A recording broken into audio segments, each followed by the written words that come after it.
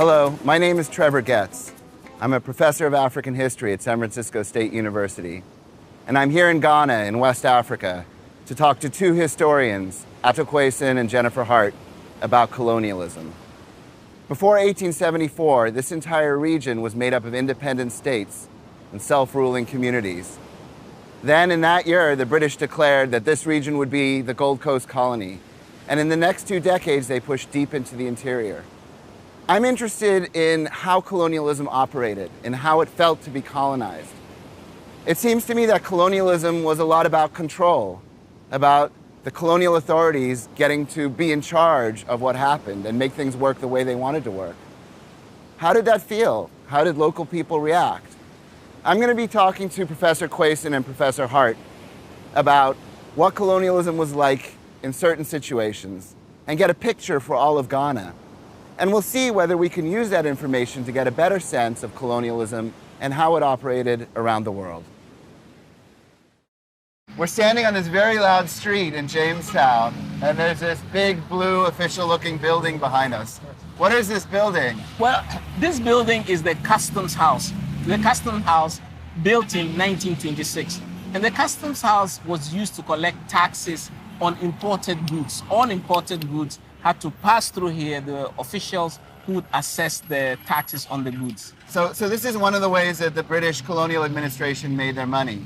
A lot of it, actually, a lot of it. The thing is that this building is not far from the old harbor. And the harbor was a shallow water harbor.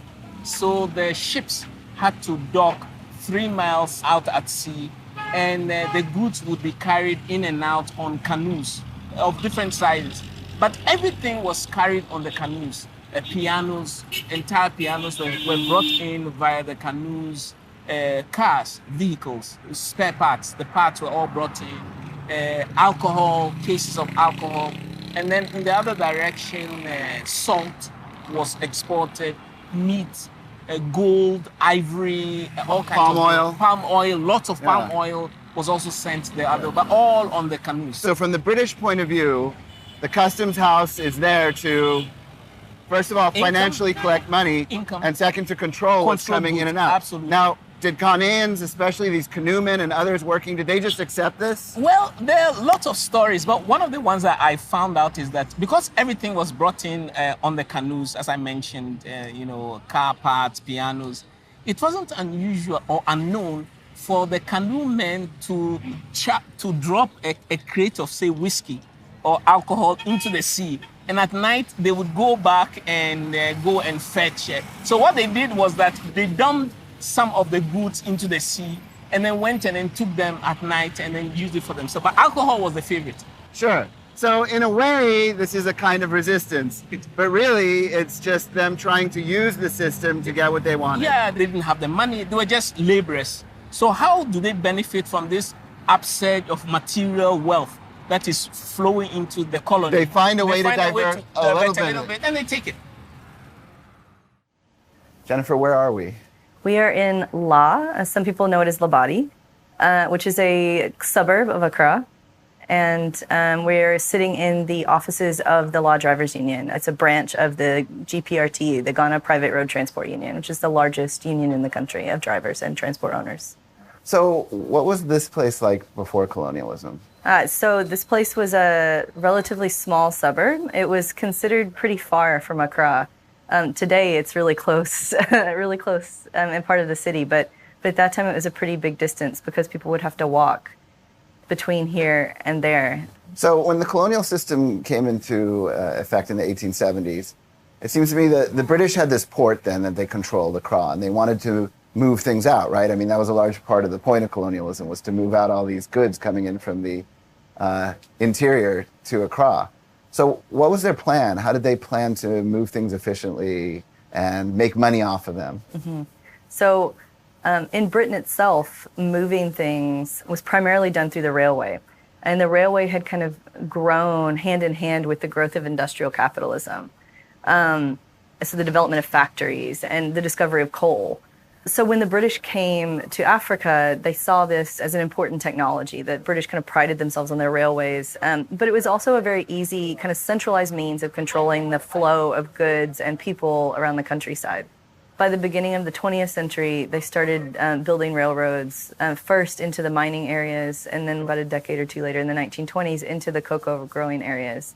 And their goal was to try to control the movement of produce or primary materials like gold from the interior to the coast so that they could maximize the amount of money that they could profit off of and control the kind of access to and flow of goods. Okay, so there's a pre-colonial system, and then the British come along, and they want everybody to use the railroads that they can benefit from. And then what did Ghanaians do? Did Ghanaians say, yeah, we'll just use the railroads? No, Ghanaian farmers were extremely resistant to using British railways for various reasons. Unlike other parts of the continent, Ghanaians or Africans in the Gold Coast had control of land and were the primary producers of cash crops, particularly cash crops like cocoa and palm nuts. And so they had access to capital, they had control of the market in various really important ways. They wanted to control their produce all the way to the coast so that they could get the highest profit possible, selling it directly to the exporters at coastal ports. The British, by contrast, wanted them to just take it to the nearest railway terminus and sell it to local agents in the interior where they would get a lower profit. So they weren't interested in that at all. So instead, they would in some cases bypass the colonial railways using head carriers, but increasingly, by the 1920s and 1930s, started investing some of the profits of their cocoa farming in lorries. And so they started purchasing lorries, hiring or finding young men and their families to drive the lorries and then transporting the goods themselves, using those, in many cases, those same footpaths that carriers had used before, just using this new technology. I know that today in Ghana, a lot of people travel by taxi or by trotro, which is a minibus that people can pick up and drop off of. How did that industry start? Trotros emerge also because of this lack of access to vehicles in the city. But what we see is, so these mammy trucks or mammy lorries would come in from the eastern interior, they would be carrying goods, and they would continue on into the center of the city, where there would be a major market and a major lorry park. On their way, they would see market women, and women are the primary traders in Ghana. They would see them standing on the roadside with their goods. There was a municipal bus system at the time, but those buses were very small and they didn't have a lot of storage space. And so they weren't very convenient for traders. So the lorry drivers would stop on the side of the road and pick up these women who really liked the idea of being able to travel in a lorry because it provided a lot more cargo space and it was much more flexible, and it took them directly to the lorry park, which was right by the market where they were trading. So what I'm hearing from you is essentially that the British colonial model was to have a centralized bus system, to have a state-run railroad system. And Ghanaians didn't find these things useful, and so they kind of built their own transportation systems to try to get what they needed instead. Yeah, and the British found this incredibly challenging, right? So they actually call these lorries pirate passenger lorries. Pirates? Yes, I know, right? So we think about pirates in terms of like Pirates of the Caribbean, right? And they're these kind of almost cartoonish figures. But in the colonial period, all over the world, the British in particular, and the French and other European colonial powers were very concerned about piracy. To call somebody a pirate is not just a kind of name you give to somebody who's on a ship or somebody who looks a certain way or wears certain kinds of clothes, right? It is a reflection of that person's undermining of authority. So we're here in the Holy Trinity Anglican Church, which was built in 1894. Here in Jamestown. You know, I look around this church, it's amazing. It's a very English-looking church in the middle of Ghana. Yeah. And one of the most amazing things is these plaques that are on the walls to those who died. And I'm just noticing there's a dale over there, there's a pine over there, there's a Fraser. These are all Europeans. Where are the African plaques in this church? The African plaques come later. From 1894, and well into the 20th century, the pews were segregated. They were actually segregated? They were actually segregated because it was the official colonial church. So for the colonial administration, all the senior colonial administrators attended church here. And because of the hierarchy that they established, the colonial officers sat in front, and the African members sat behind them. But then somewhat later, we do get plaques with Africans. This is much later. And of course, the plaques for Africans are senior Africans who contribute to the church and so on. So the church becomes a microcosm of the colonial enterprise.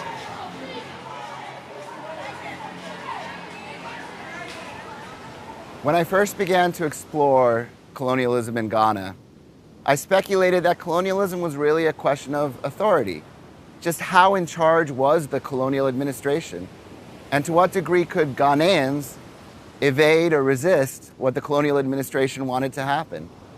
And certainly we've seen both things over the past few days. We've seen ways in which the colonial administration could dominate the way that people moved goods or themselves. We've seen the way that colonial taxes dominated what came in and what went out. We've even seen the ways in which churches had hierarchies and segregation. But we've also witnessed the fact that Ghanaians could sometimes push back. They could be pirate taxis. They could force desegregation in the churches. They could lose and find, mysteriously, bits of cargo. So in the end, it sort of seems like there was a bit of a balance between colonial administration's ability to control them and their ability to do what they wanted. I wonder if that's true in other parts of the world as well.